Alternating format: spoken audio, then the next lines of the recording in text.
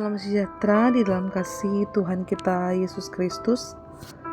Gema kabar baik kembali menyapa kita yang didasari dalam renungan santapan harian Jumat 23 Februari 2024. Firman Tuhan diambil di dalam Markus pasal yang ke-10 ayat yang ke-17 sampai ayat yang ke-27.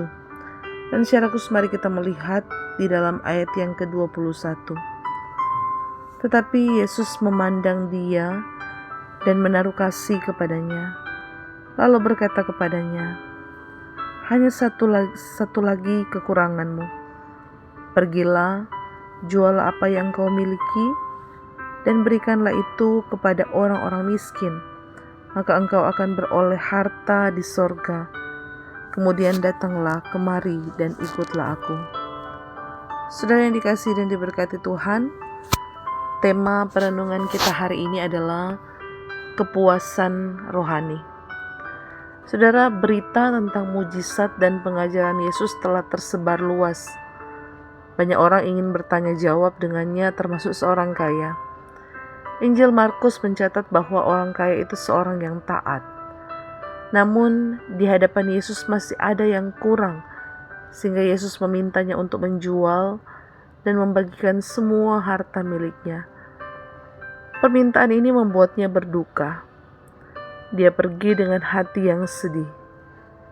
Dari kisah ini, Yesus memperlihatkan betapa sukarnya orang kaya dan taat untuk masuk ke kerajaan Allah, jika bukan karena Allah. Orang kaya itu seorang yang berhasil secara luar biasa. Ia berkelimpahan harta, namun juga saleh.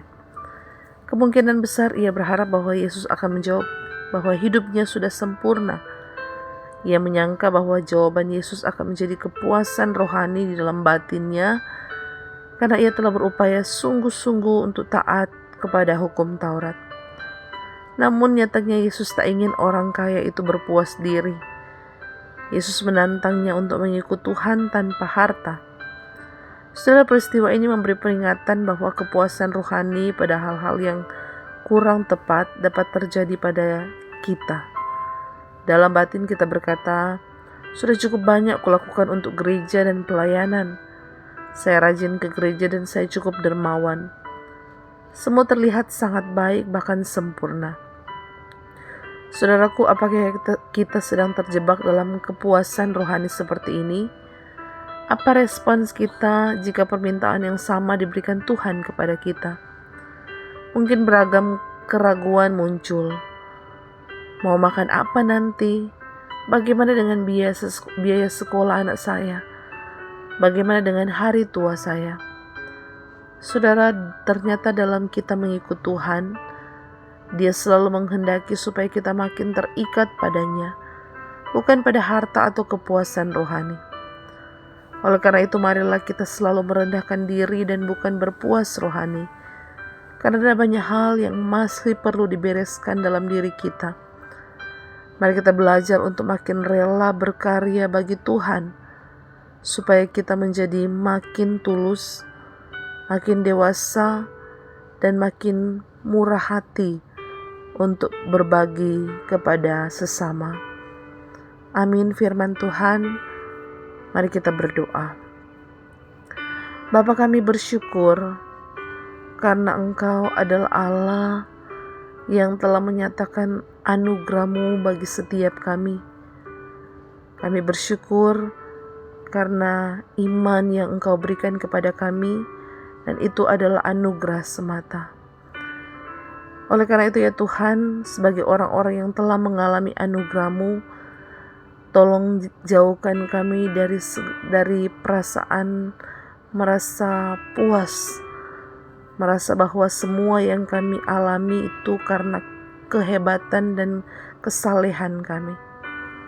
Biarlah ya Tuhan, kami boleh menjadi orang-orang yang semakin rendah hati, tidak berpuas diri, karena kami menyadari bahwa banyak hal yang masih perlu dibereskan dalam kehidupan kami. Tolong kami Tuhan, supaya kami boleh menjadi orang-orang yang terus berkarya untuk Tuhan, menjadi makin tulus, dewasa, makin murah hati. Kami boleh menjadi berkat bagi sesama kami sebagai respon atas anugerah keselamatan yang telah Tuhan anugerahkan. Terima kasih untuk kebenaran firman-Mu yang terus mengingatkan kami. Dalam nama Tuhan Yesus kami berdoa. Amin. Sudah demikian Gema Kabar Baik di hari ini telah menyapa kita. Selamat beraktivitas. Shalom. Tuhan Yesus memberkati.